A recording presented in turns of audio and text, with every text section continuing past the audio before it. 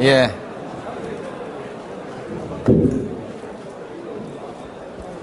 자,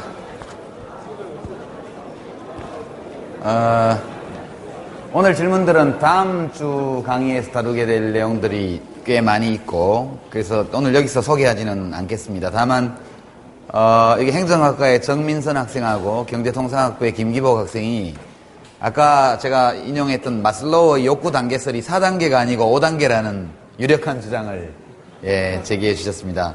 저도 이게 배운 지가 한 15년 전에 배운 거였는데 4단계였는지 5단계였는지 분명치 않네요. 제 기억에는 4단계로 되어 있는데 학교에서 아마 자세히 배운 것 같은데 5단계라고 그러네요. 자아실현하고 사회관계에 대한 욕구 사이에 존중의 욕구 이렇게 들어있다고 하는데요. 이건 제가 좀 확인을 한번 해보겠습니다. 학생들이 정확히 지적을 했기 때문에 이게 맞지 않을까 하는 생각이 듭니다. 근데 다행한 거는 뭐 본질적으로 내용과 크게 뭐 하자가 있는 건 아니다 이렇게 말씀해 주셔서 고맙고요. 또 김기복 학생은 아울러서 강만수 씨는 저 지식경제부가 아니고 기획재정부 장관 예. 감사합니다. 이 탁월한 지적을 해주신 두 학생에게는 별표를 드리도록 하겠습니다. 나머지 질문 중에 제가 좀 추후에 봐서 다음 강의 시간에 소개할 거는 하죠. 지금부터 한 10분 내지 15분간 매우 스피디하게 나머지 강의 내용을 처리를 하고 이 보고서를 함께 보도록 하겠습니다. 강의가 좀 뜬구름 잡는 것 같다 이런 소감도 오늘 나왔는데 저도 하면서 약간 그런 느낌이 있습니다. 근데 이 분배 이론은 다소 그런 측면이 있을 수밖에 없는 면이 있다 이렇게 말씀드리고요. 이제 이런 식으로 소득 분배가 왜 이렇게 이루어지는지에 대한 여러 가지 이 상반된 견해, 이론 이런 것들이 있습니다. 근데 아무리 다퉈도 결론이 잘 안 나니까 이제 경제학자들은 분배 이론에 대한 탐색이나 뭐 이런 것들을 좀 포기를 하고 현실적으로 존재하는 소득의 불균등 또는 불평등을 계량적으로 측정하고 또 그것을 완화시키는 정책 수단을 연구하는 쪽으로 관심을 쏟게 됩니다. 해결할 수 없는 문제는 가끔씩 좀 돌아가는 게 현명할 때가 있는데요. 이 경우는 아무리 봐도 해결이 안 되기 때문에 돌아가는 쪽을 이제 택할 수밖에 없었다 이런 생각이 듭니다. 여러분 언론 보도를 보시면 대개 소득 분배의 불균등 또는 불평등 소득의 양극화 이런 거를 설명할 때 진위계수, 소득 배율 이런 용어들을 많이 언론에서 만나셨을 겁니다. 그래서 우리가 나머지 시간에 짧게 아주 신속하게 소득 불균등을 측정하는 도구에 대한 거를 좀 살펴보고 저 보고서를 함께 보도록 그렇게 하겠습니다.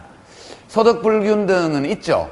있는데 직접 우리가 눈으로 보거나 손으로 만지기가 어렵기 때문에 지표를 개발합니다. 인덱스.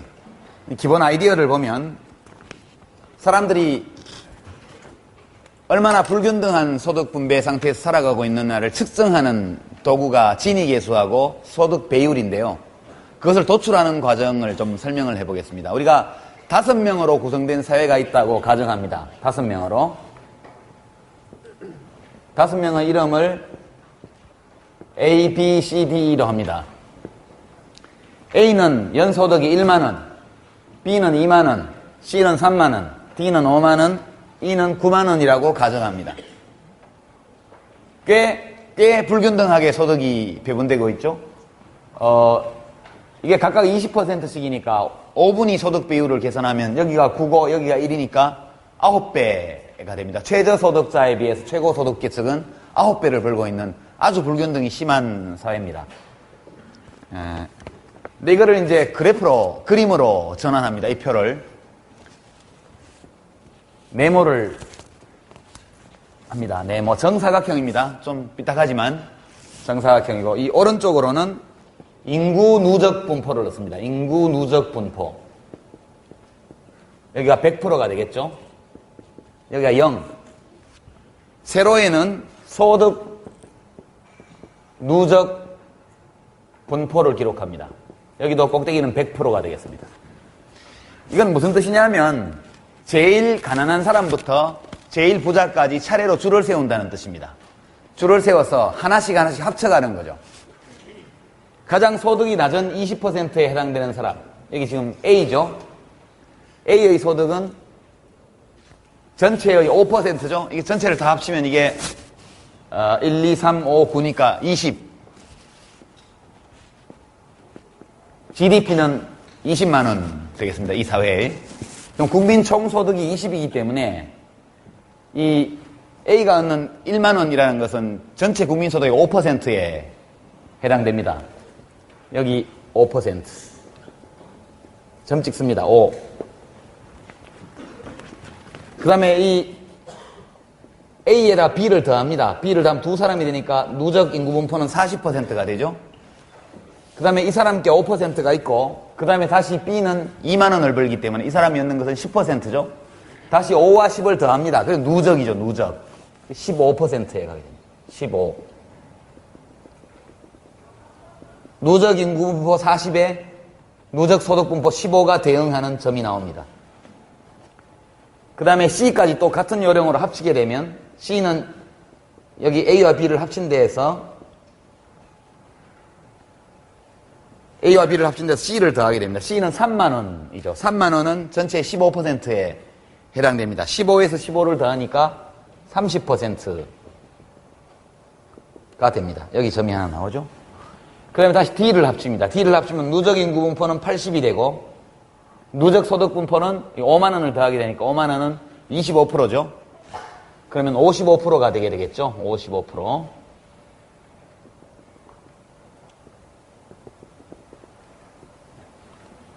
그 다음에 5사람을 다 합치면 100. 5사람의 소득을 다 합치면 100. 이렇게 돼서 마지막 점은 여기에 나오게 됩니다. 그러면 이 점들을 이어보죠. 원점에서 시작해서 이렇게. 나는 삐뚤삐뚤하지만 여러분은 제대로 그리세요. 이렇게 됩니다. 이것이 소득, 인구 누적 분포와 소득 누적 분포의 관계를 나타낸 겁니다. 만약 이 5사람이 똑같이 4만 원씩 소득을 얻는다면 똑같은, 그러니까 20만 원이 국민 소득인 나라에서 5명의 국민이 똑같이 소득을 균등하게 배분받으면 4만 원씩이 되겠죠. 그 경우에 이 점들은 이 대각선에 위치하게 됩니다. 따로 설명이 필요 없죠. 이것이 완전 균등할 때 나타나는 이 그림입니다. 근데 5사람이니까 이게 각이 져 있죠? 우리나라처럼 예컨대 경제활동 인구가 3천만이다. 3천만 명이다. 3천만 명을 소득이 제일 낮은 사람부터 높은 사람까지 세워서 이 그림을 그리면 3천만 개의 점이 나타나겠죠. 그걸 이으면 거의 곡선에 가깝게 됩니다. 이 곡선을 가리켜서 로렌츠 곡선이라고 합니다. 로렌츠는 사람 이름입니다. 로렌츠 곡선. 이 곡선을, 이 아이디어를 만든 사람이 로렌츠라는 학자예요. 그래서 이 곡선에는 로렌츠 곡선이라는 이름이 붙어 있습니다. 이제 이 수치를 잊어버리고 일반적인 그림을, 기하학적인 그림을 그려보죠. 이 수치에서 벗어나서 일반화를 합니다. 일반화를 하면, 그러면 우리가 이야기하는 진위 계수를 얻을 수 있습니다. 다시 그림을, 아까하고 똑같은 그림입니다. 여기가 인구 누적 분포, 인구 누적 분포고, 여기가 소득 누적 분포입니다. 여기 100%, 여기도 100%, 0 이렇게 됩니다. 만약 모든 국민들의 소득이 동일하다면 이 대각선이 로렌츠 곡선이 되겠죠.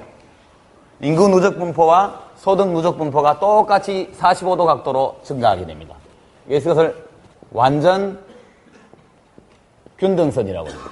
모든 국민의 소득이 똑같을 때 대각선이 됩니다. 한 사람이 모든 소득을 독점하고 다른 모든 국민은 한 푼의 소득도 없을 때 그때는 이렇게 와서 이렇게 꺾이게 되겠죠. 그래서 이렇게 되는 분포를 이걸 완전 불균등이라고 합니다. 여기를 O라고 하고 여기를 A라고 하고 이 점을 B라고 하겠습니다. 그러면 아까 우리가 봤던 로렌츠 곡선은 대개 이런 모양을 가지게 되겠죠. 우리가 보통 보는 로렌츠 곡선은 이 완전 불균등선과 완전 균등선 사이를 통과하는 렌즈 모양의 곡선이 되게 되어 있습니다. 기하학적으로 이런 곡선이 될 수밖에 없게 되겠죠. 이 면적, 이 렌즈의 면적, 소득 분배가 불균등할수록 이 로렌츠 곡선은 완전 불균등선에 가깝게 되겠죠. 소득 분배가 균등할수록 이 로렌츠 곡선은 이 대각선에 바짝 붙게 됩니다. 그러니까 소득 분배가 불균등한 나라일수록 이 빗금친 렌즈의 면적이 커지게 돼 있어요. 그렇죠? 이거 이해하는 데는 아무 문제가 없겠죠? 그래서 진위계수는 뭐냐? 진위계수라는 것은 분모에 삼각형 OAB를 넣고 이 대각선 이하 삼각형의 면적입니다. 분모에 빗금친 렌즈의 면적을 계산해서 넣으면 이것이 진위계수가 되겠습니다. 진위계수가 크면 클수록 소득 분배가 불균등하다는 것을 말합니다. 소득 분배가 균등한 나라일수록 진위계수는 작습니다. 진위계수는 1보다 클 수 없고 0보다 작을 수 없습니다. 이 사이 어디에 있게 되겠죠. 소득 비율은 뭐냐? 소득 비율은 2, 4, 6, 80 이렇게 나눕니다. 여기가 20%, 40%, 60%, 80%, 100%입니다. 여기도 20%, 40%, 80%, 60%, 80%, 100%가 되겠습니다. 제일 가난한 사람부터 소득이 적은 사람부터 차례로 세웠을 때 누적 분포입니다. 그러면 여기에 있는 사람들이 하위 20%에 해당하는 사람들이죠. 요 80에서 100 사이에 있는 사람들이 상위 20%에 해당되는 사람입니다. 기하학적으로 보면 이 20%의 사람들은 요만큼의 소득 점유비를 가지고 있죠. 여기를 E라고 하겠습니다. E. 그 다음에 상위 20%는 여기를 요 접점을 D라고 하고 여기를 F라고 하겠습니다.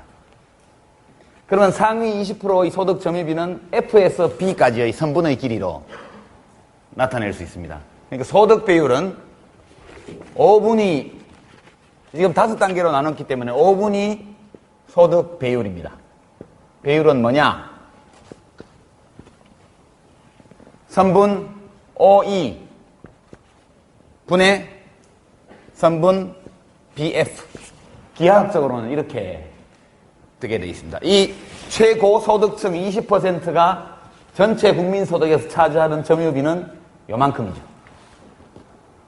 하위 20%가 차지하는 비중은 요만큼 되겠습니다. 기하학적으로 보면 이 5분위 소득 비율은 선분 OE의 길이를 분모로 하고 선분 BF의 길이를 분자로 해서 낼 수 있습니다. 저 소득 비율이 높으면 높을수록 소득 분배가 불균등한 사회가 되겠습니다. 저게 낮으면 낮을수록 균등한 사회가 되겠습니다. 10분위 소득 비율을 구하고 싶으면 똑같은 원리에서 이것을 10단위로 자르면 됩니다. 근데 우리가 보통 진위계수를 구해서 이 넓이를 계산하고 이 넓이의 비율, 진위계수를 계산하고 동시에 5분위 소득 비율을 보조지표로 삼아서 소득 분배 상태를 살펴보면 소득 분배가 악화되었는지 또는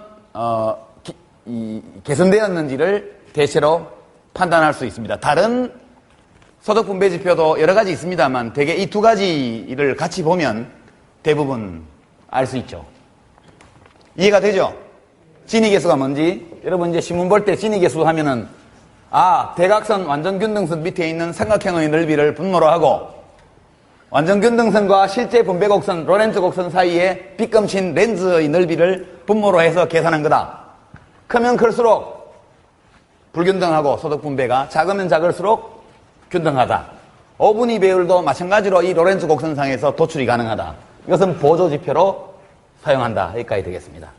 참고로 진위계수만으로는 소득 분배가 개선되었다 혹은 악화되었다고 판단하기 어려운 경우가 많이 있습니다. 예를 들어서 이런 로렌츠 곡선과 이 로렌츠 곡선은 분명히 판단할 수 있죠. 전 구간에 걸쳐서 L1이 L2보다 완전 균등선에 가깝게 있기 때문에 L1의 로렌츠 곡선을 가진 나라는 L2를 가진 나라보다 훨씬 소득이 균등하게 분배되고 있다고 확언할 수 있죠. 그러나 만약 이런 로렌츠 곡선이 있으면 어떨까요? 로렌츠 곡선이 교차하는 경우, 이 L3라고 그러면 L2는 L3와 이 L1은 L2와 L3의 다에 비해서 우월하죠. 훨씬 더 균등한 소득 분배가 이루어지고 있는 걸 나타냅니다. 그러나 L2와 L3는 직접 질적인 비교를 할 수가 없죠. 이럴 때 진위계수를 계산해 보면 진위계수가 높은 쪽이 불균등하다고 말할 수 있고요. 동시에 5분위 배분율을 함께 계산해서 살펴보면 비교적 분명하게 소득 분배가 규범적인 의미에서 개선되었는지 악화되었는지를 말할 수 있습니다. 균등하다는 것은 가치중립적인 표현이죠. 균등하다는 것은 바람직하다든가 바람직하지 않다는 의미를 포함하고 있지 않습니다. 그냥 같지 않다는 것을 말하는 거죠. 그러나 소득 분배가 악화되었다, 개선되었다는 표현은 가치 판단을 포함하고 있는 규범적인 평가입니다. 규범적 평가를 하려면 로렌츠 곡선을 비교를 해서 확실히 균등선 쪽으로 접근했던가, 아니면 교차하는 경우에도 진위계수 값이 줄어들고 그리고 보조지표인 5분위 배분율이나 10분위 배분율이 낮아졌을 때 그때 소득 분배가 개선되었다라는 규범적인 도덕적 혹은 정치적 가치 판단이 담겨있는 진술을 우리가 할 수 있다. 여기까지 말씀을 드리고요. 불균등과 불평등의 차이는 이런 겁니다. 불균등은 그냥 같지 않다는 것이고, 불평등은 옳지 않다는 표현이 포함되어 있죠. 만약 우리 사회의 로렌츠 곡선이 완전 균등선에 있다면 이것은 분배의 정의가 실현된 나라일까요? 어떨까요? 아니겠죠. 이 완전 균등선은 완전 균등이지만 불평등한 로렌츠 곡선입니다. 왜냐하면 이것은 필요의 원리에 위배됩니다. need. 그러니까 어떤 사람이 가족 구성원이 몇 명인지, 노부모를 모시고 사는지, 가족 중에 환자나 장애인이 있는지 등등에 대한 고려를 전혀 하지 않고 완전 균등한 거거든요. 필요의 원리에 비추어 볼 때 완전 균등선은 평등한 또는 바람직한 소득 분배라고 말하기 어렵습니다. 동시에 저 완전 균등선은 기여의 원리에 어긋납니다. 기여의 원리. 모든 사람이 똑같이 사회 발전이나 경제 발전 또는 다른 사람의 행복에 기여한 것이 아닌데 서로 다른 기여와 서로 다른 노력을 했음에도 불구하고 똑같이 보상한다면, 그렇다면 누가 힘들게 일을 하려 할까요? 이것은 기여의 원리에 어긋나기 때문에 완전 균등선이 곧 평등선은 아니다. 그 말씀을 드리고요. 지금 우리가 살펴본 간단한 개념들이 실제 정책 결정 과정에서 어떻게 사용되는지를 이 보고서를 통해서 한번 보도록 하겠습니다. 이 보고서를 다운받았다가 제공해준 학생에게는 가점 1점을 드리도록 하겠습니다. 다음번에 똑같은 도움을 주시면 또 1점을 드리죠. 매우 고맙게 생각하고요. 이것은 2007년 5월 2일에 대통령 자문 빈부격차 차별시정위원회가 대통령을 모시고 직접 보고했던 문서 그대로입니다. 이 전직 대통령 웹 기록을 찾아보면 대통령과 함께 읽는 보고서 이렇게 해서 수백 개의 문서가 올라와 있는데 그 모든 문서는 진짜 대통령에게 직접 보고된 문서 그대로입니다. 아주 복잡하고 큰 보고서가 있는 반면 통계 수치에 대한 짤막한 보고도 있고 여러 가지가 있습니다. 그 당시 이혜경 여성이시죠. 빈부격차 차별시정위원회 위원장이 청와대 사회수석 그리고 보건복지부 장관과 함께 이 보고서를 작성해서 여러 관련 장관들과 민간위원들이 모인 자리에서 대통령께 보고드렸던 내용입니다. 제목이 빈곤 및 소득분배와 개선 효과 추이 이렇게 되어 있습니다. 그러니까 나라의 대통령이 양극화, 빈부격차 이런 문제들에 대해서 어떤 보고를 받고 어떤 검토를 거쳐서 어떤 정책에 대해서 의사결정을 내리는가를 이 보고서를 보면 비교적 잘 알 수 있습니다. 여러분 앞으로 10분 동안 여러분을 대통령으로 모시겠습니다. 보시면 우선 빈곤율입니다. 이 빈곤율은 또 다른 보조 지표입니다. 분배 상태를 알 수 있는 보조 지표. 절대 빈곤율은 이거는 최저생계비 이하의 소득을 얻고 있는 계층을 의미하고요. 상대 빈곤율은 국민의 평균소득의 절반에 미달하는 사람들을 상대적 빈곤층이라고 이야기합니다. 절대 빈곤율은 03년 6.1%에서 06년 5.7%, 도시 근로자 가구 기준입니다. 상대 빈곤율은 10.6%에서 10.8%, 03년에서 06년 사이에는 크게 악화되지도 개선되지도 않은 가운데 IMF 이후에 만들어진 어떤 절대 빈곤층 혹은 상대 빈곤층이 유지가 되고 있습니다. 밑에 그래프는 시계열 데이터입니다. 96년, 97년 그때는 낮았고 그 뒤에 98년도부터 상대 빈곤율은 급격하게 올라가게 됩니다. 절대 빈곤율은 올랐다가 좀 떨어지는 그런 추세에 있습니다. 이게 현재 빈곤계층의 추이고요. 여기 밑에 나와 있죠. 설명이. 상대 빈곤은 중위소득의 50%, 절대 빈곤은 각 연도별 최저생계비 기준입니다. 이거 그 다음 페이지 보시죠. 예, 진위계수, 이 시계열 데이터입니다. 대한민국은 다 이제 IMF 이후 문제 때문에 여기까지 돼 있는데요. 진위계수가 굉장히 높았던 때가 있습니다. 우리가 1960년대, 70년대 초까지는 대개 2.5, 2.7 수준의 낮은 수준이었습니다. 그때는 모두가 비슷비슷하게 가난하던 시절이죠. 그리고 이제 70년대 후반, 80년대를 거치면서 진위계수가 높아지기 시작합니다. 가장 높았던 때가 1981년, 82년도가 제일 높았습니다. 전두환 정권이 들어서서 힘으로 노동조합을 해산시키고 모든 형태의 빈부격차 완화 또는 분배 개선을 요구하는 사회운동에 철권을 내리고 모든 사회운동을 탄압하던 시기에 진위계수가 굉장히 높아집니다. 그리고 이제 87년 민주화가 시작된 이후로 진위계수는 점차 낮아지기 시작해서 96년, 97년 무렵에 우리 산업화 이후에 가장 낮은 진위계수를 기록합니다. 90년대가 호황기였죠. 호황기일수록 진위계수는 낮아지는 경향이 있고 불황일수록 높아지는 경향이 있습니다. 불황기에는 없는 사람이 제일 피해를 많이 본다는 걸 알 수 있죠. 이때 보시면 이 노란 글씨는 도시근로자만을 본 겁니다. 도시근로자. 그 다음에 도시근로자 말고 전국 가구를 대상으로 한 진위계수는 정부에서 공식 통계를 한 번도 낸 적이 없었습니다. 그 이전에는. 03년도부터 대통령의 지시에 의해서 전국 가구를 내기 시작하죠. 도시근로자만 보면 진위계수는 도시근로자만을 대상으로 할 수도 있고요. 조사할 수도 있고 전국 가구를 대상으로 조사할 수도 있고요. 근로소득만을 대상으로 근로소득 진위계수를 조사할 수도 있고요. 근로소득자 내에서의 양극화를 조사하기 위해서. 그 다음에 전체 그 경제활동 인구를 대상으로 한 소득 진위계수를 낼 수도 있고요. 소득을 대상으로 할 수 있을 뿐만 아니라 재산을 대상으로도 할 수 있습니다. 금융소득 진위계수 또는 자산소득, 임대료까지 포함한 자산소득 진위계수도 낼 수 있고요. 토지 진위계수도 낼 수 있습니다. 토지. 또 주택과 부동산 진위계수도 따로 낼 수 있습니다. 그것은 대상을 어떻게 잡냐에 따라서 다양한 형태의 진위계수를 낼 수 있다 이런 얘기입니다. 우리나라의 토지 진위계수는 0.9 정도 됩니다. 참고로 토지 진위계수는 부동산 주택 진위계수는 되게 제 기억에 0.67 약 3분의 2 정도 되고요. 뭐 그렇습니다.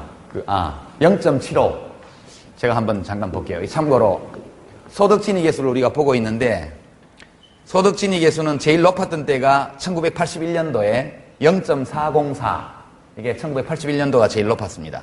제일 낮았을 때가 1997년도 0.283 이 제일 낮았고요. 참고사항입니다. 이런 거 시험에 안 냅니다. 몇 년도에 얼마였냐 이런 거. 재산 근로소득 말고 재산소득 진입계수가 약 0.6이 좀 넘습니다. 우리나라가. 토지 진입계수는 0.89 내지 0.9 정도 되리라고 추정하고요. 제가 가진 데이터가 7년 전 데이터거든요. 그 뒤에는 한 번도 국세청이나 이런 데서 가지고 있을 텐데 발표를 안 하고 있습니다. 제가 알기로는 참여정부 때 토지 진입계수를 전부 다 계산했던 게 기억이 납니다. 근데 그거를 발표하려고 그러니까 땅 가진 사람을 인민재판한다고 막 그래가지고 데이터 발표를 못했던 것으로 제가 기억하는데요. 토지 진입계수는 0.9가 넘을 걸로 제가 추측하고요. 자산, 토지, 부동산, 금융자산 다 합쳐서 자산 진입계수가 0.76이 넘습니다. 아마 0.8 정도 지금 되지 않을까 추측하고요.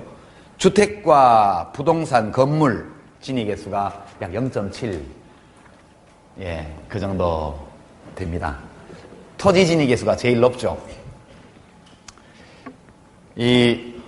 보시면 IMF가 나면서 98년도에 진입계수가 급격하게 증가해서 0.3 수준으로 갑니다. 이것은 국제적으로는 그렇게 높은 편은 아닙니다. OECD에서 중간 정도 가는 수준이고요. 전 세계를 대상으로 하면 상당히 양호한 수준의 진입계수입니다. 들쭉날쭉하지만 대체로 경향적으로 보면 진입계수가 약간씩 확대돼가는 추세 있죠? 도시근로자 가구를 대상으로 한 진입계수가. 가처분 소득은 뭐냐? 가처분 소득은 세금을 내고 보조금을 받고, 그러니까 국가가 개입해서 세금을 걷고 보조금을 지급해서 최종적으로 민간 도시근로자 가구에서 쓸 수 있는, 자기 마음대로 처분할 수 있는 소득, 이게 가처분 소득인데, 가처분 소득 진입계수는 좀 낮죠? 시장소득 진입계수에 비해서. 이것이 국가의 소득 재분배 기능 때문에 생긴 일입니다. 우리나라는 이 정도가 매우 미약하죠. 0.303, 0.209 차이가 0.13에 불과하죠.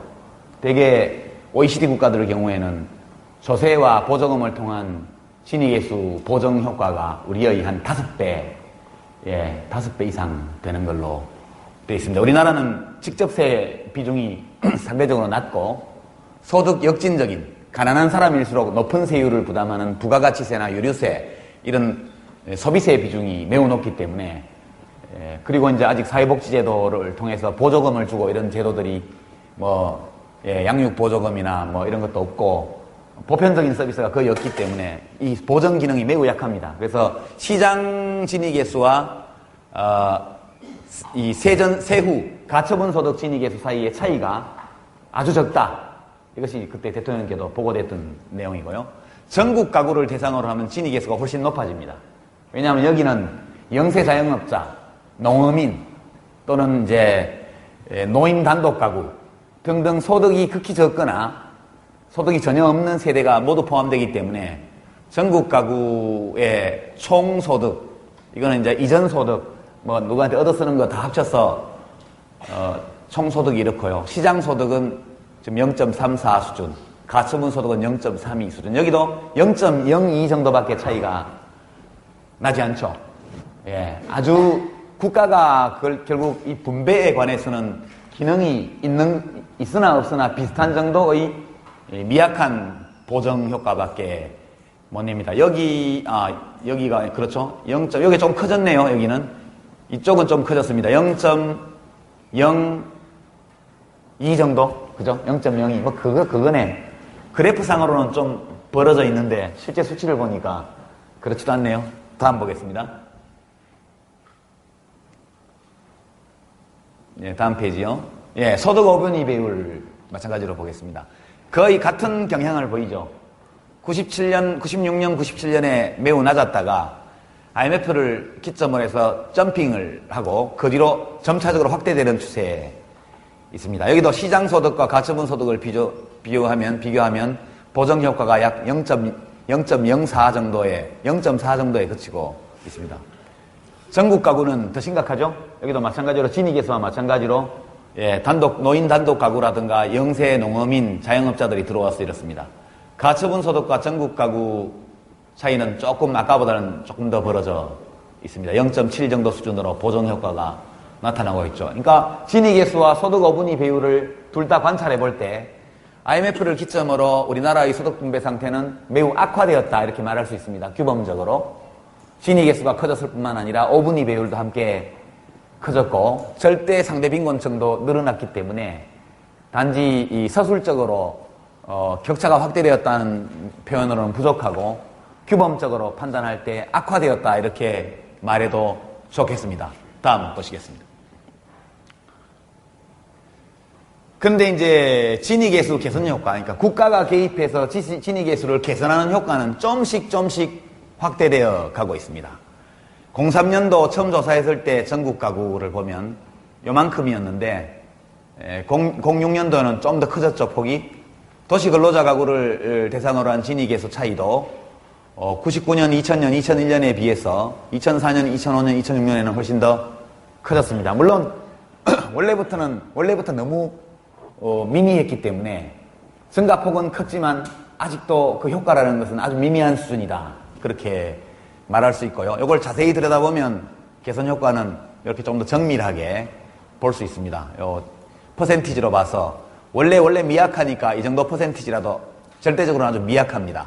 갈수록 보정 효과가 커지고 있는 추세에 있습니다. 이 보고는 왜 대통령한테 들었냐 하면 참여정부 들어서 양극화가 확대 심화되었고 없는 사람을 더 못 살게 만들었다는 비판 여론이 워낙 많았기 때문에 과연 우리가 했던 것이 그와 같은 결과를 낳았느냐를 스스로 평가하기 위해서 이 조사를 했던 것입니다. 해본 결과 노력해서 이 보정 효과를 정부의 힘으로 개선은 했지만 전체적으로 악화되는 추세를 막는 데에는 이 정도로는 역부족이었다. 정부의 역할이 매우 미흡했다. 이런 결론을 얻은 것이죠. 다음 보시겠습니다. 5분위 배율도 마찬가지로 보정 효과가 뒤로 갈수록 효과가 조금씩 커지고 있습니다. 대개 보면 98년도까지는 이 효과가 있으나 마나 하다가 김대중 정부 때부터 참여정부에 이르기까지 점진적으로 보정 효과가 확대되는 양상을 가지고 있습니다. 개선 효과가 이렇게 퍼센티지로 봐서 3.2, 2.9에서 8.0으로 커졌고 지난 한 4, 5년간에도 11.9에서 16.7로 전국 가구 대상으로도 커졌다. 이것은 대개 이 개수 차이는 공적 이전 소득, 기초생활보장제도 이런 거 있죠? 예, 그 다음에 금년부터 시작한 그 기초노령연금 제도 소득 없는 어르신들한테 뭐 한 8만 얼마씩 드리는 거, 그 다음에 중증장애인 장애수당 인상, 그리고 이제 시설아동과 가정위탁아동에 대한 그 계좌를 만들어주고 저축 지원해주는 거, 뭐 장애인 활동보조인 제도 등등 새로 도입된 여러 가지 제도의 결과 공적 이전 소득이 좀 커졌고 직접세 비중이 지난 10년 동안 좀 많이 올라갔습니다. 비중이 한 7, 8% 정도 올라갔고요. 그리고 사회보장세, 직접세가 올라가는 것은 종부세, 종부세 이런 영향 때문입니다.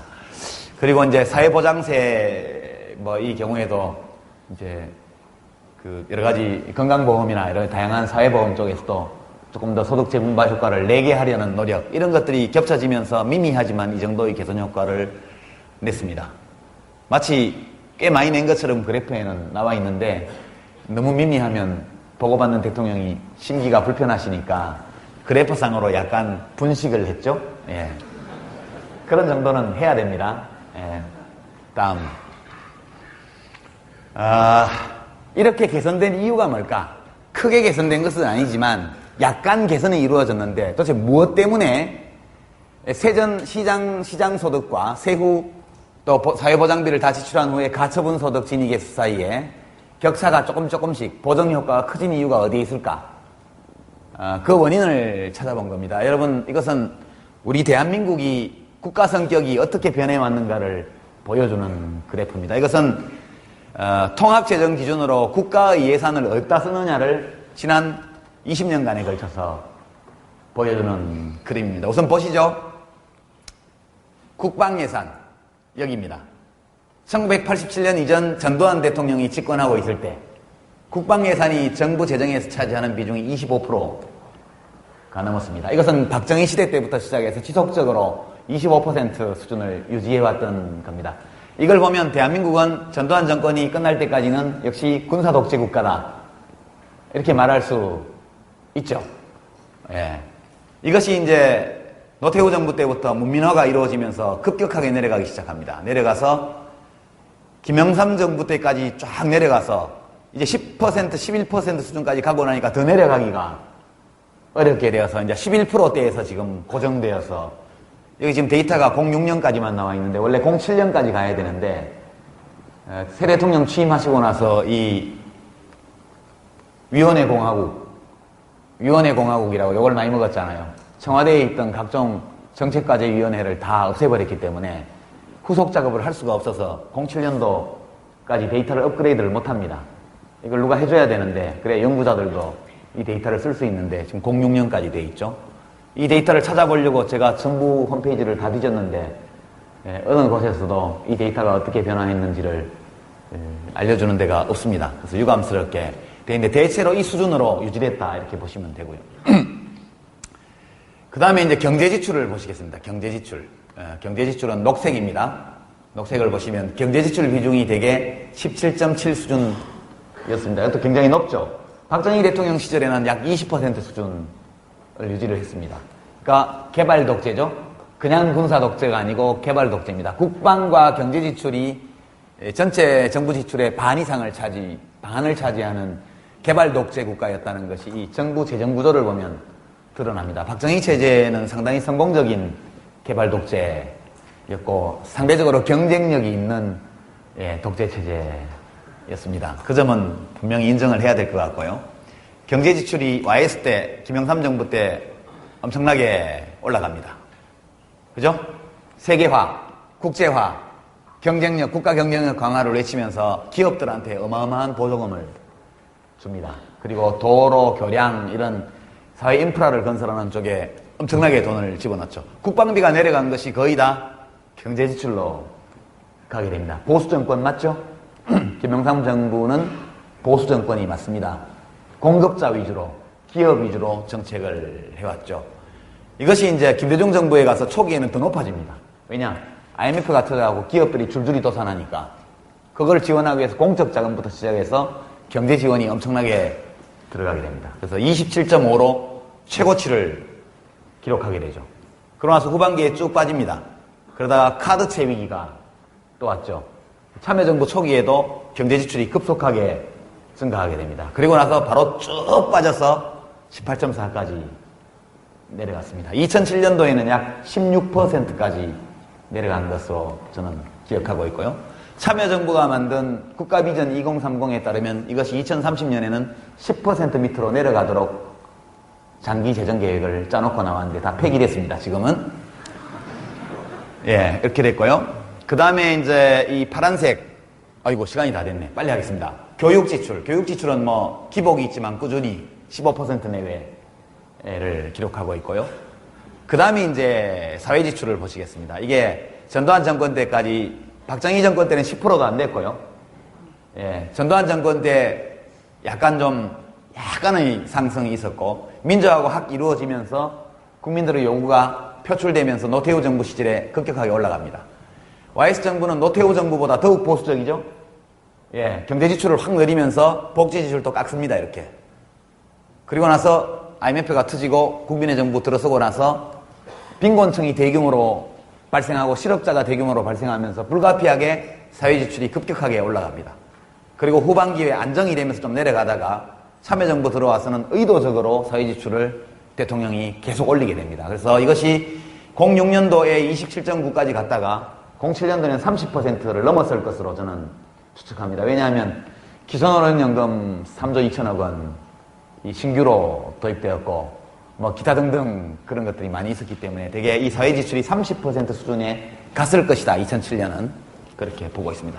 그러니까 대한민국의 국가 성격이 이 재정 지출로 보면 개발 독재 국가에서 보수적인 그런 국가로 중간 단계를 거쳐서 이제는 사회국가 성격으로 점점 진화해온 그런 양상을 보이고 있고 참여정부 들어서 그 진위계수라든가 어분위 배분율에서 시장소득 진위계수하고 가처분소득 진위계수 사이에 격차가 조금씩 벌어져서 보정효과가 나게 된 것은 이런 것 때문 사회지출의 증가에 기인한 것이다. 그렇게 다음 페이지 보시겠습니다. 근데 이제 좀 늘긴 늘었는데 우리가 어느 정도 수준이냐를 OECD 국가들하고 비교해 보겠습니다. OECD 국가에서 공공사회 지출이 차지하는 GDP 대비 비중입니다. GDP. 정부 재정이 아니고 GDP 대비 비중은 스웨덴이 이렇게 높고요. 독일, OECD 평균입니다. 이게.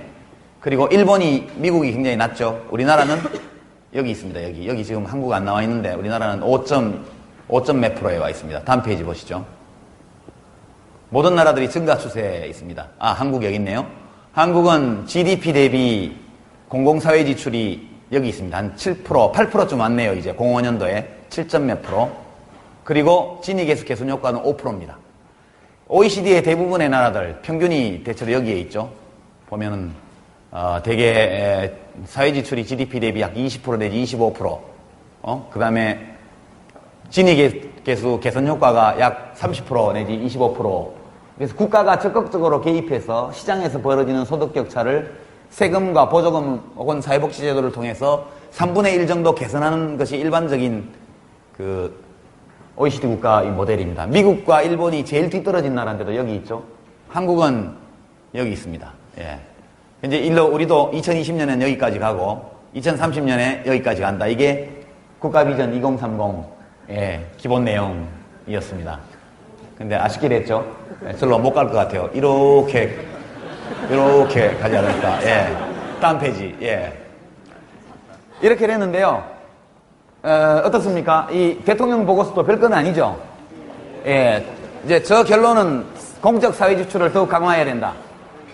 그리고 시장에서 벌어지고 있는 소득 격차를 선진국 수준으로 보정하려면 대규모의 공공사회 지출 확대가 필요하고, 그래서 경제 지출을 극도로 억제하면서 약 비중을 경제 지출을 6% 이상 더 낮춰서 그것을 전부 사회 지출을 올리면 세계 국가재정 대비 사회 지출 비중이 40%를 넘어가게 되는 그런 정도 되면 효과가 좀 날 거다.